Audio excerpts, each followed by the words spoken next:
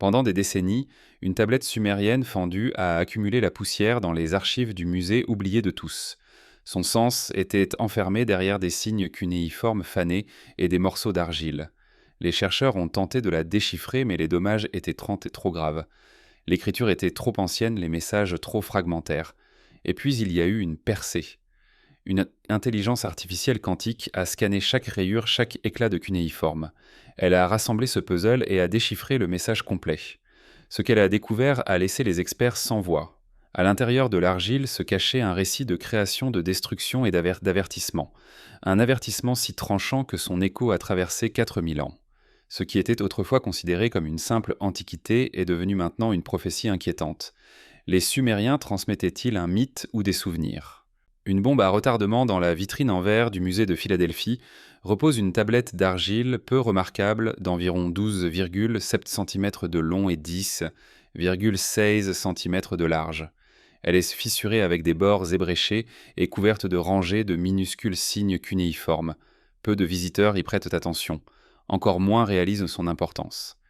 La tablette indique qu'il s'agit d'un fragment de Nippur, une ancienne ville sumérienne du sud de l'Irak, l'une des milliers ramenées lors des fouilles archéologiques de l'université de Pennsylvanie au XIXe siècle, mais celle-ci est spéciale. Des deux côtés, elle conserve 6 colonnes étroites, chacune dense en écriture. Bien que la tablette ne soit pas complète, les chercheurs estiment qu'elle contenait à l'origine environ 260 lignes. C'est l'un des textes littéraires sumériens les plus longs jamais trouvés. Pendant des années, elle a accumulé la poussière parmi des milliers d'autres. Mais pour comprendre son message, il faut revenir à Nippur. Pas la capitale politique, mais le cœur spirituel de la Sumer. C'est ici que se trouvait le grand temple d'Enlil, le dieu principal. Lorsque les archéologues ont excavé les ruines de la ville, ils sont tombés sur un ancien quartier d'écriture rempli de tablettes d'argile. Contrats hymnes-mythes et exercices scolaires. Une bibliothèque humaine enfouie. Parmi elles se trouvait cette tablette brisée et oubliée. À l'époque, c'était juste une autre entrée sur la liste d'expéditions, mais elle contenait une histoire écrite en sumérien, une langue qui avait déjà disparu au moment de sa création, préservée uniquement par les scribes comme langue savante et religieuse. Le simple fait de l'utiliser indiquait une signification particulière. La lire cependant était presque impossible. L'écriture cunéiforme sumérienne utilise des centaines de signes, chacun ayant de multiples significations. Et ce fragment était endommagé. Des parties manquantes, des coins effacés, des fissures traversant les lignes. Pour reconstituer le récit, il fallait le comparer à d'autres fragments durs et de Ninive, appliquer des méthodes modernes de visualisation, puis de l'apprentissage automatique. Chaque avancée était comme la résolution d'une énigme faite de poussière et d'ombre. Mais depuis le moment où la tablette est arrivée à Philadelphie, les clés étaient déjà là cachées dans l'argile, attendant d'être découvertes. Oubliées jusqu'à ce que quelqu'un jette un regard plus attentif. Pendant des années, cette tablette est restée simplement un autre artefact enregistré dans un catalogue avec une photographie et rangé pour conservation. Puis en 1912, un jeune assyriologue allemand nommé Arno Pebel est arrivé au musée de Pennsylvanie. Il ne cherchait pas des mythes, mais des textes historiques. Mais en parcourant la collection de Nippur, il a remarqué ce fragment endommagé. Ces longues lignes structurées ne ressemblaient pas aux enregistrements ou contrats habituels. Pebel a soigneusement translittéré chaque signe en lettres latines et a élaboré une traduction approximative. Ce qu'il a découvert ressemblait à un vaste récit ancien. Ce n'était qu'un fragment d'une grande histoire, mais il se distinguait. Et Pebel a publié ses conclusions. Au fil des ans, les chercheurs ont commencé à remarquer des fragments similaires provenant d'autres fouilles. De la ville dure de la bibliothèque royale de Ninive. Peu à peu, les morceaux ont commencé à s'assembler. Dans les années 1980, l'éminent assyriologue Thorkild Jacobsen a rassemblé ces fragments en un tout. Il a nommé la composition « Genèse d'Eridu », et ce nom a perduré. Ce n'était pas simplement un mythe. L'histoire couvrait la création de l'humanité, l'émergence des villes, l'établissement du pouvoir royal et le dessein divin de mettre fin à tout cela.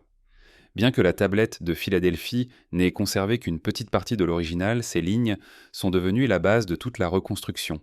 Des fragments supplémentaires d'autres fouilles ont aidé à combler les lacunes et des découvertes récentes ont même ajouté des lignes sur le choix du premier roi du monde. Pas à pas, ce qui était épars est devenu lisible. L'histoire enfouie dans l'argile a retrouvé sa voix, et ce qu'elle a dit s'est avéré étonnant. La technologie révèle des mystères. La véritable transformation n'est pas venue des mains de l'homme, mais des machines. Des décennies d'efforts scientifiques n'ont permis de rassembler qu'une image partielle, mais les détails subtils restaient enfermés dans l'argile usée. Tout a changé avec l'émergence de nouveaux outils technologiques. La photographie haute résolution sous éclairage oblique a permis de révéler même les coins les plus infimes. Ils apparaissaient comme des ombres sur la pierre. La numérisation 3D a donné aux chercheurs la possibilité de faire pivoter et d'étudier virtuellement les tablettes découvrant des angles impossibles à voir à l'œil nu. La capture multispectrale a enregistré des traces invisibles à la lumière ordinaire, des empreintes à peine perceptibles perdues dans le temps, mais conservées suffisamment pour être découvertes. Mais la véritable révolution a été apportée par l'intelligence artificielle. Des algorithmes formés sur des milliers de signes cunéiformes ont commencé à reconnaître des motifs entre les fragments. La vision par ordinateur a analysé des lignes denses. L'apprentissage automatique a prédit des signes probables dans les zones endommagées. Ce qui nécessitait autrefois des mois de travail minutieux était maintenant fait en quelques heures avec une précision bien supérieure. Cette tablette autrefois illisible a enfin parlé clairement. L'IA a restauré les lignes perdues en comparant des extraits similaires provenant d'autres archives. Les chercheurs ont utilisé ces données pour affiner les traductions, révéler de nouvelles connexions entre les textes et finalement rassembler des parties éparses en un récit cohérent. Une histoire longtemps enterrée mais désormais retrouvée dans son intégralité. Une histoire qui commence aux origines de la civilisation et se termine par un déluge destiné à tout effacer. L'histoire qu'elle a racontée.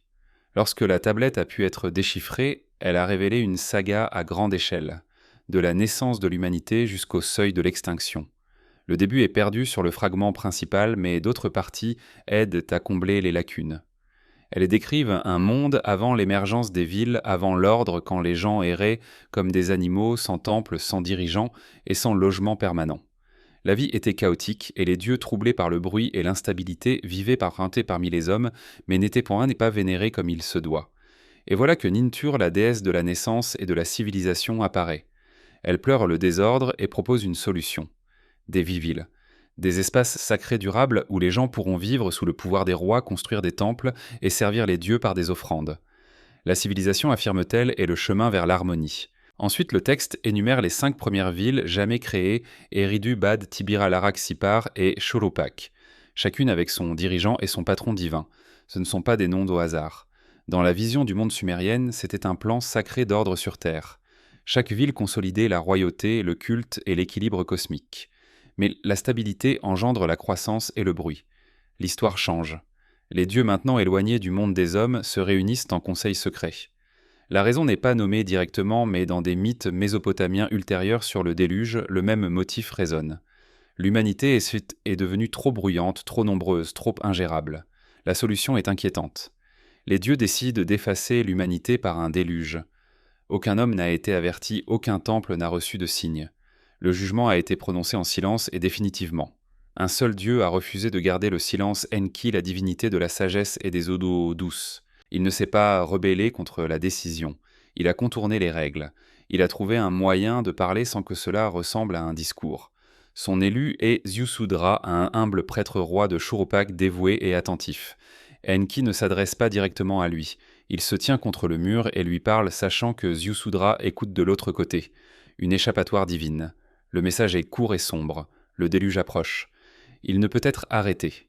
La seule chance de survie est d'agir.